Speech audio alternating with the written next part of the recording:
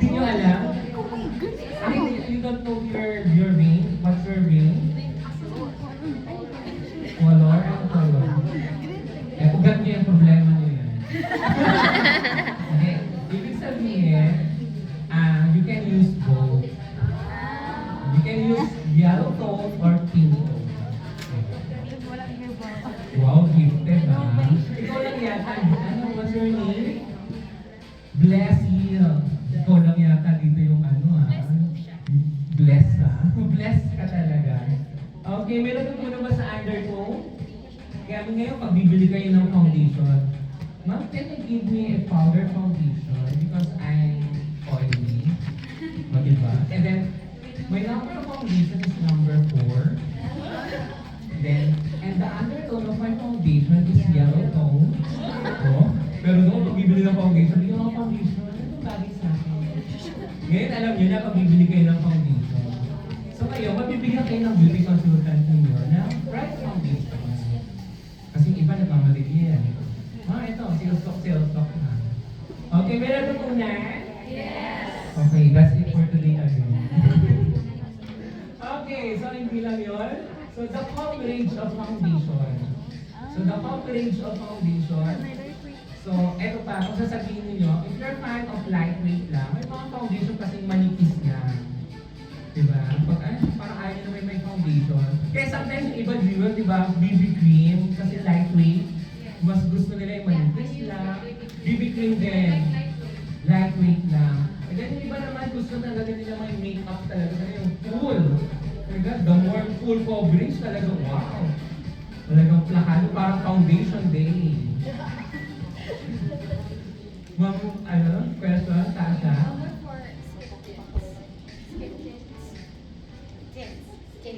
At ins, na foundation? Pero skin tint yung kay yung kay Ann. Sun Shield.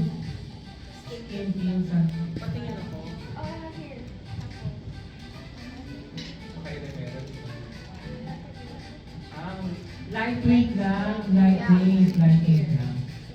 So parang same lang siya ni BBQ. But it's also a foundation. No? Tama ba? Or daily. So ang tawag doon ay skin tint. Ang dami na lalabas na yung mga product mo. So guys, pag hindi nyo talaga siya ginamit, hindi mo alam kung ano yung...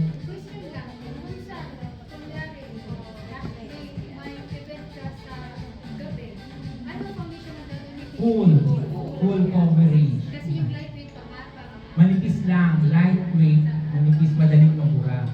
Pag full coverage, full lang ibibigay niya ng coverage, hindi agad-agad na bubura. kasi kung kunwari may client sa nangyari sa graduation, anong gagawin? Graduation. Kunyari sa graduation, during the day, so light foundation na rin siya. Yes, pwede rin merong yan. May lightweight, merong medium, may full. So light, medium, merong full din. Merong medium sa full. Yes. Sweating, sobrang kaya ayun yung sinasabi ko pag sweating siya, pag sweating, pag pawisin ka, so kailangan mo ng full na foundation. Kasi kapag light yung nilagay mo at pinagpawisan ka, mabubura agad. So that's the coverage of foundation. Yung iba naman kasi kapag maglalagay ng foundation, ayaw nila ng mabigat sa feeling, ng heavy. Tulad din ng Tasha, ako, kapil ko kayo sa akin, lightweight lang sa'yo. Kasi makinis na siya si Ma'am Tasha. Kasi si Ma'am, Cora. Kayo yung mga fan ng mga lightweight lang, no? Okay. Ano pa? Question? Okay, wala na. So let's move on. So where do you test your foundation? Okay, so mag-test kayo ng foundation sa neck?